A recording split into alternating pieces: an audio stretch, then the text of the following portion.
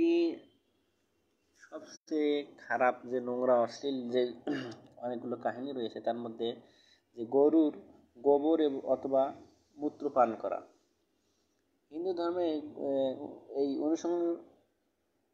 ঊনবিংশতি সংহিতায় রয়েছে যে কেউ যদি গরুর গোবর 21 দিন খায় তাহলে নাকি তার সব পাপ হ্রাস হয়।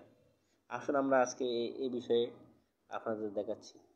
আপনারা দেখতে পাচ্ছেন ঊনবিংশতি সংহিতা 55 তর্করত্ন কর্তৃক সংকলিত অনুদিত শ্রী অশোক কুমার বন্দ্যোপাধ্যায় কর্তৃক সম্পাদিত স্বদেশ প্রকাশনী, কলকাতার স্বদেশ প্রকাশনী থেকে প্রকাশিত। এর 81 নম্বর পৃষ্ঠা 81 নম্বর পৃষ্ঠা বিষ্ণু সংহিতা। দেখুন 81 নম্বর পৃষ্ঠা বিষ্ণু সংহিতায় স্পষ্ট বলা রয়েছে যে 81 নম্বর পৃষ্ঠা বিষ্ণু সংহিতা।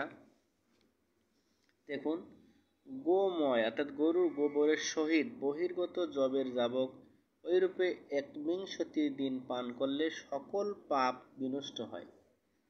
চিন্তা করে দেখুন তো, একটু বুদ্ধি বিবেক খাটিয়ে দেখুন যে একটা প্রাণীর নিছক একটা সামান্য অদম একটি প্রাণী গরু, তারই গোবর, তার মলমূত্র, তার মল নাকি জবের সাথে মিশিয়ে 21 দিন খেলে সব পাপ মুক্ত হয়। নাউজুবিল্লাহি মিন জালিক।